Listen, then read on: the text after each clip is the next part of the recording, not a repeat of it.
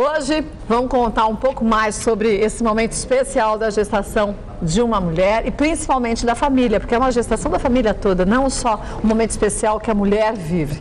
Hoje vamos falar sobre o nosso 4º episódio do nosso projeto Gerar. É pra você que vai chegar. É pra você.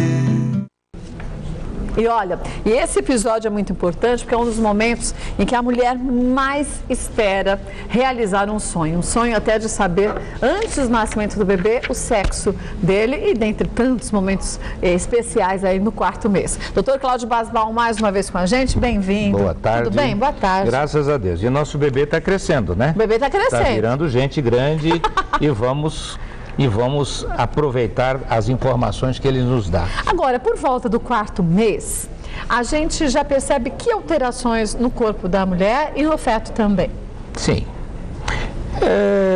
Bom, essa fase, eu diria que o bebê, ele já está na sua estrutura pronto. Prontinho. Molinho, um bolinho cuja massa está mole. E ele vai tomando, usando esta forma, ele vai se enrijecer na sua estrutura, porque os ossinhos vão aparecendo, os músculos vão se desenvolvendo e ele vai realmente transformando-se em pessoa na sua forma mais humana e a partir daí ele vai crescer e se desenvolver. A mulher percebe quais alterações no seu corpo nessa fase? Principalmente os seios. Se modificam mais ainda? As mamas ficam mais túrgidas, aparecem vasos, né? Você vai ver aquelas veias azuladas no seu entorno, o mamilo escurece, a areola, né? Tem gente que fala a auréola, não é a auréola, é a areola mamária secundária, é aquele contorno em volta do mamilo que vai escurecendo também. Aparecem uns pequenos pontinhos, tem gente que pensa que é espinha, não é? São os tubérculos de Montgomery faz parte disso, são sinais que muitas vezes nós obstetras olhamos e já na primeira inspeção diz sinal de gravidez e vai por aí afora. Outros, por exemplo, manchas na pele.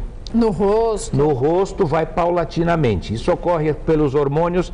Quem toma a pílula pode ter esse tipo de problema. Na gravidez dá. Na linha do umbigo. Fica bem marcadinho. Fica, escuro, vai né? do umbigo até o púbis. Chama-se linea nigra. Esse é o sinal, não é? Então são basicamente essas mudanças que a gente vai notando e claro, a barriguinha. Começa nesta fase da gestação, o útero já não está mais dentro da pelve, dentro da bacia, ele já aparece acima do púbis e vai indo em direção à altura do umbigo. Então, são essas mudanças principais que a gente vê na grávida. E a digestão fica mais lenta na grávida, não? Em geral, sim.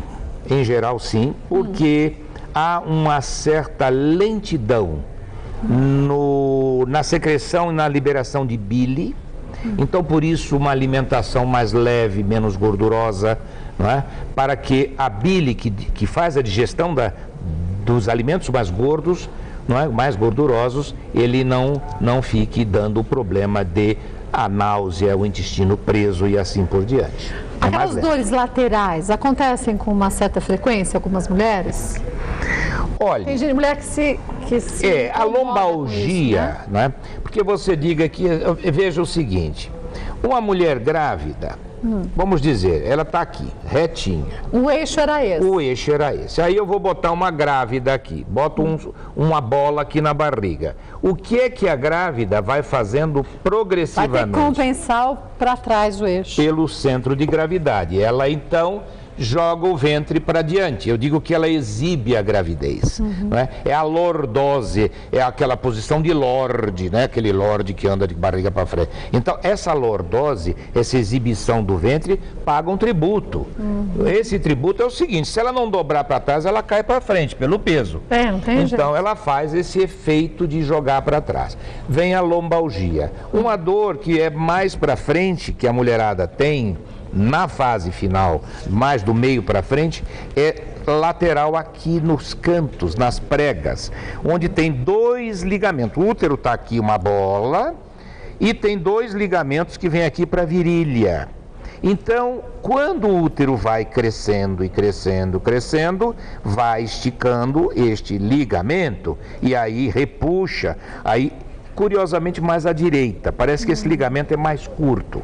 Então, há uma dor clássica, sobretudo nessa região do apêndice. Tem muita gente que diz, doutor, parece que eu estou com apêndice. Então, apêndice você tem. Todo mundo tem apêndice, né? Você está com ele ele tá mesmo. com ele mesmo, graças a Deus, não operou ainda. Mas essa dor é mais do estiramento dos ligamentos. A Moa sempre fala que a mulher grávida, principalmente depois do 4º mês, passa a ter uma cutis, uma face mais rosada, um ar de saúde. Isso é verdade?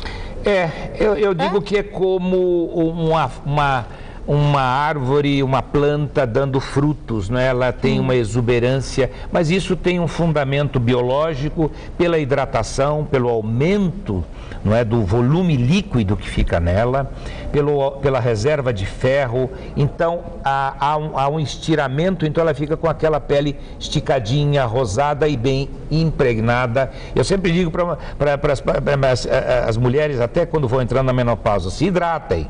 Quanto mais você se hidratar, tanto mais sua pele fica bonita. Por isso que aqui onde a gente anda tem copo de d'água. Opa, vou tomar também. Porque quando a gente tem sede é porque o corpo já está desidratando, né, doutor Cláudio? Eu quero ficar bonito, né? Não tem jeito, até agora não teve jeito, mas vamos lá. Agora, as mulheres nessa fase de 4 meses de gestação devem também se vacinar contra algumas doenças ou não? A vacinação, não sei se você deve se recordar, no início nós falamos não do pré-nupcial, mas daquilo que antecede o desejo de uma gravidez. Não é? Aquele pré-natal, pré-pré-natal. Não é? Isso, é? Ou seja, vamos fazer uma prevenção daquilo que poderia vir. Então, por exemplo, vacina contra hepatite.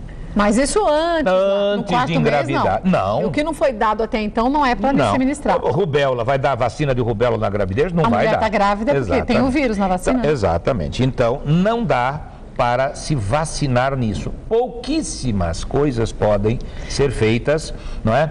Por exemplo, se uma pessoa vai se expôs a uma situação de tuberculose na família e ela precisa ser imunizada porque ela não tem imunidade, pode ser feito em caráter de urgência. Mas e a vacina contra a gripe, por exemplo? A vacina contra a gripe não tem nenhum problema, ao contrário, ela é mais do que bem indicada. A vacina contra a gripe pode ser feita, sarampo e cachumba não pode ser feita. Tétano, dependendo dos cuidados do lugar, não numa maternidade de primeira grandeza, mas dependendo do local, o tétano pode ser feito. São 3 vacinas com intervalos de meses, 2 meses, e depois a cada 10 anos o reforço. Pode e deve ser feito, principalmente naqueles partos domiciliares, daqueles partos em ambientes nos quais a antisepsia não é muito cuidadosa. A gente sabe que em muitos casos, quando a mulher se depara numa gravidez, e principalmente quando ela tem o RH negativo, surge um grande medo, porque existem muitos mitos em torno de uma gravidez de uma mulher que tem RH negativo. Tem gente que fala assim, qual é o seu tipo sanguíneo? RH positivo. Tá, mas é A, é B, é AB, é O. Quer dizer, eu posso ter sangue O positivo, tudo bem, e O negativo, qualquer sangue negativo. De que forma o corpo da mulher que tem o RH negativo recebe esse bebê que tem RH positivo? Primeiro, vamos explicar o que é RH positivo e RH negativo, né? RH positivo é quando tem um fator no sangue do bebê ou da mãe, né? Que é o fator RH. Que todos Esse nós RH, temos. nem todos temos. RH não tem negativo e positivo sempre? Sempre tem, mas RH negativo não tem RH. Por isso que ele é negativo. Negativo, não tem. RH vem do macaco rhesus, é um tipo de informação que existe, né, e foi rotulado como RH positivo. Então vamos dar um exemplo, não é? Acredito que tenha um esquema, Tem um slidezinho, algum uma slide fotinha? para mostrar, seria interessante para a gente mostrar Do RH negativo. do RH, que tem Ok. aquela barriguinha com... Exatamente. Esse. Então o que a gente vê? Do lado esquerdo, a gente primeiro estamos vendo a silhueta de barriguinha de mulher. Tem uma silhueta do lado esquerdo, outra do lado no centro e uma lá em cima. Tá, não é? do lado direito. Muito bem. Então vamos começar.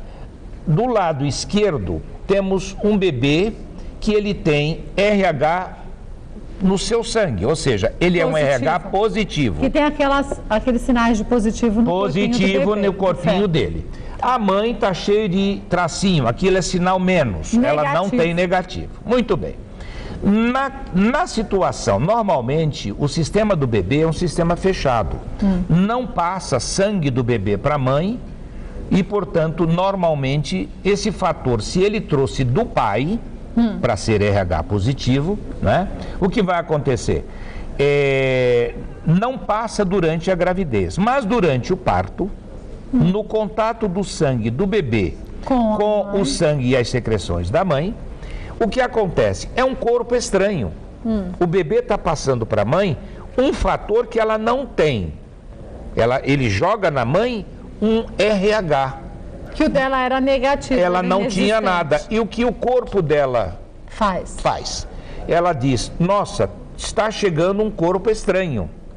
Eu preciso me defender desse corpo estranho. Isso na hora do nascimento? No primeiro filho. Depois eu conto a segunda parte. Tá. E aí, o que o corpo dela faz? Ela diz, meu Deus, soltemos um exército contra esses invasores. Vamos combater. Vamos combater. O que é que ela cria? Os anticorpos. Ou seja, anticorpo é a reação do corpo dela contra um ser estranho que era aquele fator que entrou nela. Então, ela fica com anticorpos anti-RH, certo? No corpo dela. Beleza. Acontece alguma coisa com o bebê nessa gravidez? Não. Mas e com a mãe? Com a mãe, ela fica com esses anticorpos. Só com os anticorpos, mas ela não passa a ter problemas em função disso? Nada, mas ela precisa ser tratada logo após o parto. Nós temos que dar um antídoto, nós temos que dar uma injeção, uma vacina destruidora dos anticorpos que a mãe ficou no sangue dela. Entendi. Por quê? Aí vem a segunda parte, por isso que diz, na primeira gravidez não há problema. Em princípio, não. Fica a mãe com os anticorpos, faz mal a ela, vai matar, não vai fazer nada. Não. Só que ela tem um exército contra RH positivo. Já estão eles todos alertas. Né? Lá dentro. Se não for destruído pela vacina, o que vai acontecer? Se ela engravidar de novo, e se esse bebê que vier de novo for RH positivo, RH negativo, ele não tem RH. Um bebê limpinho, sem RH nenhum. Mas ela também não tinha. Ela até a primeira gravidez, mas tem os anticorpos dos ficaram lá. Filhos, que eram positivos. Então, o que vai acontecer? Esses anticorpos imediatamente vão atacar as células do bebê, as hemácias do bebê, as células sanguíneas do bebê, que vão ser destruídas por esse exército que a mãe tem no seu sangue. Mas aí o que acontece com o bebê? O bebê começa a perder, as suas células começam a ser destruídas. As hemácias, as células vermelhas que vão se desenvolvendo durante a gestação, ou seja, aquela mãe que estava sensibilizada ao fator RH, ela joga esse exército paulatinamente durante a evolução da gravidez para o bebê. Passa para o bebê e vai destruindo as células sanguíneas do bebê, levando ao quê? Aqui haja uma icterícia, ou seja, o bebê vai ficando amarelinho porque vai destruindo o sangue vermelho. É como alguém que leva uma pancada, aquilo fica marrom, vai ficando amarelo depois da pancada, por destruição da célula. Então, ela pode matar o bebê. Uma mãe sensibilizada, numa segunda gravidez, se ela tiver um bebê RH negativo, pode matar o bebê. Pode matar o bebê inútero. Então, é preciso que se faça a prevenção através da vacinação. Na primeira gravidez. Na primeira gravidez. Já vê o RH da mãe, o RH do bebê, vê se a mãe foi sensibilizada. Existem raros casos de sensibilização e outros que não sensibilizam. Mas ela fica sensibilizada e sempre tem que tomar vacina. E isso é um grande problema porque o bebê vai entrando em morte lenta, ele fica inchado, hidrópico, fica um bebê e termina, é preciso tirar Em tempo hábil, a criança muitas vezes em tempo prematuro, com prematuridade, fazer transfusão, trocar o sangue do bebê para que essa criança consiga sobreviver. Outra fase muito importante do quarto mês é o preparo dos seios também para a amamentação, né? Antigamente se falava daquela bucha vegetal que a gente tinha que esfregar no bico do seio. Muitos médicos dizem que isso já não é mais aconselhável. O que o senhor acha? Olha, como bom nordestino que eu sou, sabe, eu me acostumei, eu tinha pé de bucha. Pé de bucha é tão tinha bonito, pé de né? bucha, é lindo, uma trepadeira maravilhosa. E aquelas buchas penduradas no meu quintal, eu não esqueci até hoje. E eu aprendi a recomendar realmente. É como se você criasse um certo espessamento na epiderme. Uma pele mais grossa, né? um pouquinho mais para que não rache com facilidade. Porque os seios a gente deixa tampado o tempo inteiro, né? Exatamente. O restante da pele, ela já tem uma textura diferente, né? Por exemplo, se recomenda fazer um pouco de topless, tomar um pouco de sol na mama, entendeu? Passar, não é para esfregar, para arrancar o mamilo, mas é uma coisa... Delicadamente, dói, viu? Mas delicada, você passar na hora do banho, então com aguinha morna, aquela bucha. Eu não gosto dessas buchas sintéticas que são até elétricas, sabe? Essa bucha não é bom, não. De plástico, não é bom. Tem mulher que tem o bico do seio para dentro. Sim. Tem que também ficar puxando? Tem. É interessante. Muitas vezes essa umbelicação, esse recolhimento do mamilo, você precisa ir trabalhando durante a gestação. Muito embora a natureza é muito sábia, mas eu já tive vários casos que o mamilo não vem. É uma briga porque o leite está na glândula, mas não consegue sair direito. Então é interessante trabalhar a mama e o mamilo nesta fase, não é? Com massagens também? Não. Não, as massagens não vejo. Veja, o critério de massagem. Falam tantas coisas. Por exemplo, né? estria. Por exemplo, estria. Não é o esgarçado o tecido? Estria dá na barriga que vai esticando, uma mama, menina que fica muito gorda, independentemente de gravidez, fica cheia de estria. Então, eu recomendo realmente, não adianta passar óleozinho na pele, vai deixar a pele macia. Alguns produtos que os dermatologistas, os cosmetologistas podem indicar, tem que ter penetração na derme para que alcance exatamente as fibras colágenas e elásticas, que elas possam ter mais jogo e não rompam. Mas e aquele creminho, aquela pomadinha que se passa em bumbum de bebê que tem bastante vitamina E com óleo de amêndoa? Meu marido falava que era repelente de marido. Aquilo pode passar também, bisuntar a bichinha? Passar pode passar tudo. Agora que não passa o que quiser, até xixi de gato, mas não. Mas olha, eu já desisti. Eu mando pro dermato.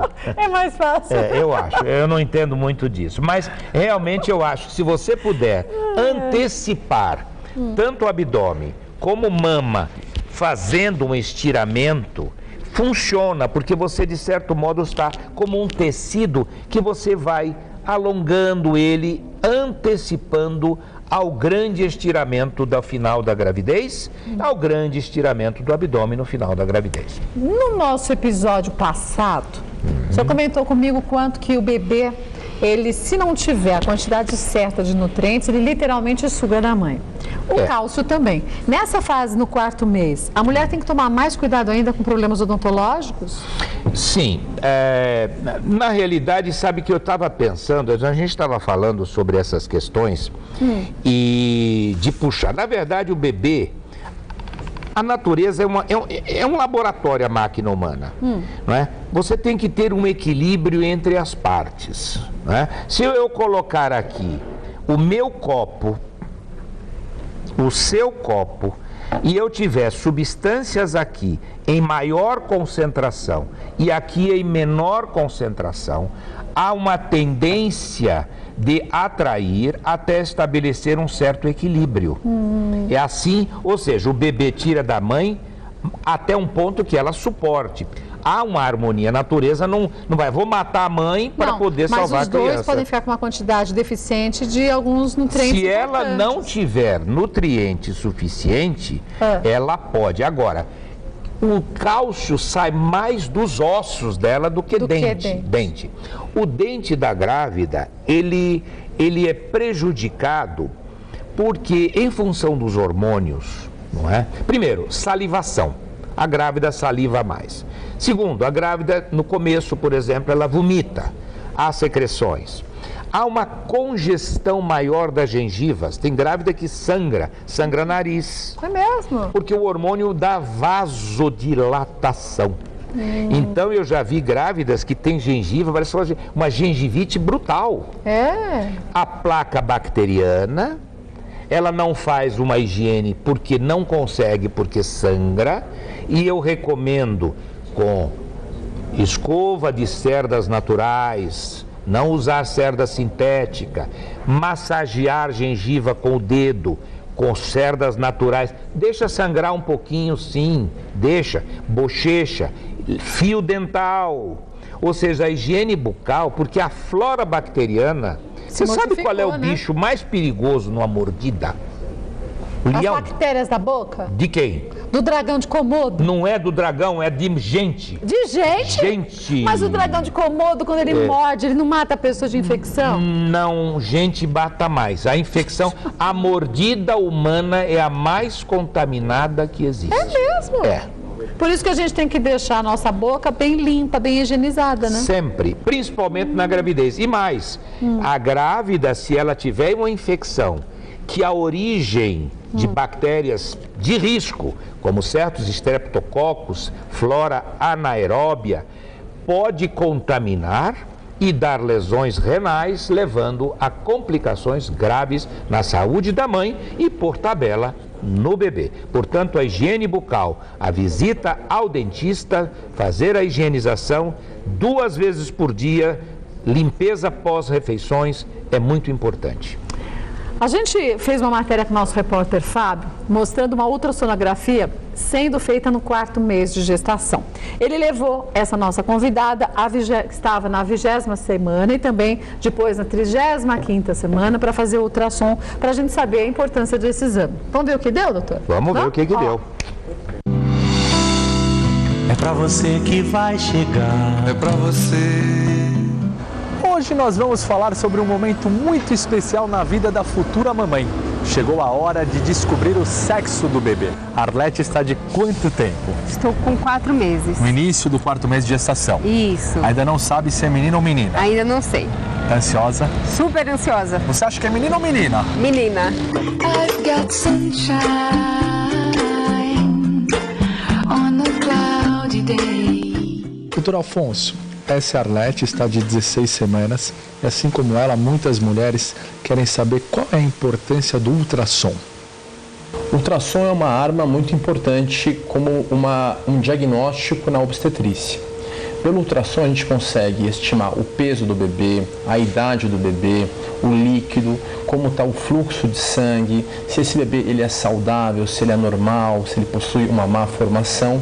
Então, hoje em dia é de extrema importância o acesso ao ultrassom e cada vez é uma ferramenta mais utilizada porque é uma ferramenta que não apresenta risco, não engloba radiação, não envolve nenhum risco em ser feito um ultrassom.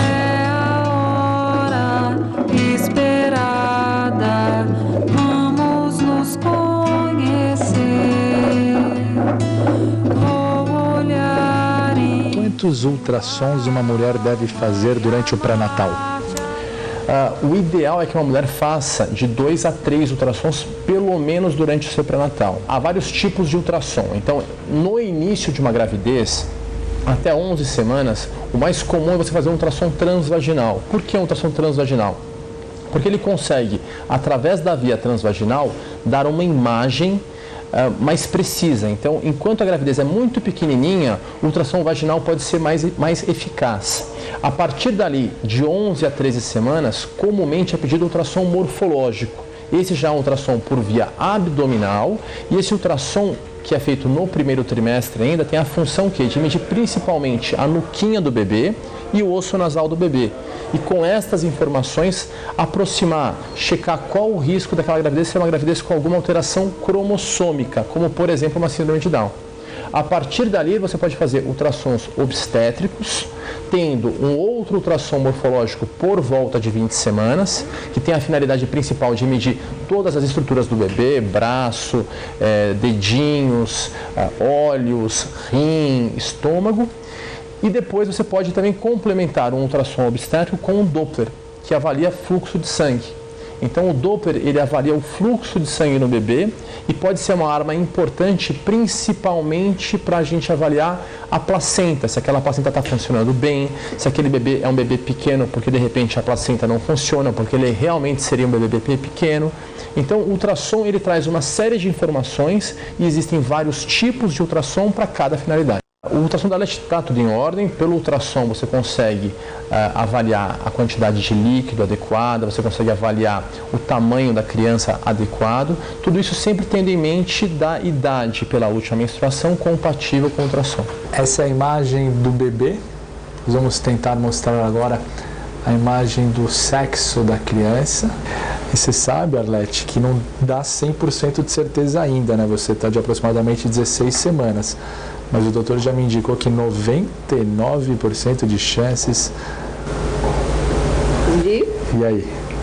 Será que a tua intuição estava correta? Será?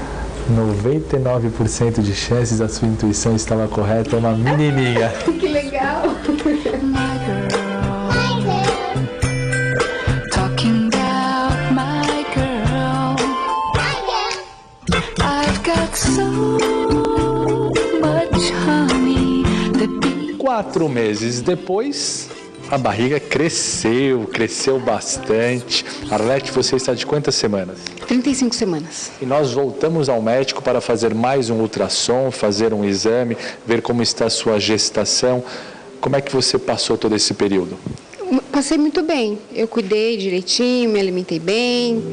Não fiz muito exercício, mas tá indo. Qual que é a importância do ultrassom nesse período, doutor? Nos últimos 3 meses de uma gravidez, ele vê o quê? Peso, como está essa placenta, em combinação com uma série de outras informações, a tomar a melhor decisão. Traz uma segurança a mais. É isso o que o ultrassom vai fazer e conforme o resultado nós vamos agir, vamos decidir o melhor caminho para aquela gravidez. Nosso primeiro ultrassom, a indicação é de que era uma menina, mas a gente ainda não poderia confirmar. Depois você já confirmou, é uma menina mesmo, né? É Todos uma os menina. outros exames deu menina. Deu menina. A gente não sabia o nome na época, afinal de contas a gente nem sabia se era menina mesmo, né? Hoje já tem nome? Já tem nome. Quem é que tá por vir aí? É a Lívia. É a Lívia. Roda dentro da barriga da mamãe. Em relação ao ultrassom, doutor, tudo ok? O ultrassom de final da gravidez, ele confirma o peso do bebê, ele confirma o líquido, ele confirma a posição. E sim, no caso temos uma situação muito positiva, tá? Uma situação que foi comprovado que está tudo adequado para o momento da gravidez, tá? Como é realmente a função deste ultrassom feito no final. Bem-vindo, meu novo ser, cercado de proteção, de tanto amor, tanta paz dentro do meu coração. Bem-vindo, meu novo ser. Muito legal. Mas é no 4º mês, mais ou menos, doutor Cláudio, que a mulher consegue saber o sexo do bebê, como aconteceu aqui? Olha, através desse recurso que foi apresentado, que é a ultrassonografia, sim, a partir daí você define melhor, porque até esse momento, no 12ª semana, há sim uma encruzilhada sexual. Encruzilhada sexual? Não é aquilo que você está pensando, mas é o seguinte. Se camufla. Começa camuflado. Então, é uma coisa ambígua. Está começando a formação da genitália externa e ainda é assim. Não se sabe se vai dirigir-se no sentido de formar um pênis ou um clítoris e a formação das pregas que vão formar os lábios em torno do clítoris. Nela. Exatamente. Então, o que nós temos? Aí você vê... esse daí não tinha como você saber, né? Aí você já viu que tomou forma. Até 12 semanas não tem uma forma definida. Essa encruzilhada para nessa semana. Então ele vai definir o sexo a partir deste momento, não é? No sentido de aquele toquinho vira um pênis ou aquele toquinho é o clítoris. Mas aqui é já é um menino. Aqui já é um menino. Já passou dessa fase inicial. Nessa fase já passou. É curioso porque se a prega dos lábios ela se fechar e contivesse um testículo, então você teria uma bolsinha escrotal e o clítoris como um pênis. Entendi. Então, nessa fase da encruzilhada, ele vai definir. E já está se formando os genitais internos. O ovarinho já está se esboçando, a próstata do menino já está tomando forma lá dentro. Então, tudo começa a amadurecer e a aperfeiçoar aquela fórmula elaborada até o 3º mês. Aqui a gente tem um bebezinho. Mas parece que aquele bebezinho, a lanterna desligou. Deixa eu ver. Não, eu vou voltar a ser o que era. Eu pus um negocinho aqui, mas a minha ideia foi bem frouxa, viu? Porque então, isto aí é uma peça... Olha o bebezinho lá, dá para ver esse efeito? Que lindo, olha. Não é? Então, isto é exatamente como fica um bebezinho com um volume de água que o protege contra impactos, que o hidrata durante a gestação, né? E ainda é a fase de ouro, não é? Onde esta criança ela está flutuando e depois, à medida que a gravidez vai avançando, o líquido amniótico, que é esse líquido em volta, vai diminuindo e o neném começa a se encostar nas paredes do útero da mãe. Essa é mais ou menos um tamanho equivalente à fase que nós estamos falando do 4º mês, não é? Onde o bebê de 12 semanas do programa passado, ele multiplicou por 6 vezes o seu peso, então, agora e dobrou em tamanho, não é? Ele pesa quanto? Agora o bebê está pesando 120 gramas. Só 120 gramas? Mas ele pesava 20 gramas há 4 semanas atrás. Essas imagens ele tem 16 semanas. Aqui um pouquinho mais para frente, já mexe as mãos, gente, olha aí. Já faz os movimentos com os dedos. Olha que coisa fantástica. Parece que tenta pegar alguma coisa. Sim.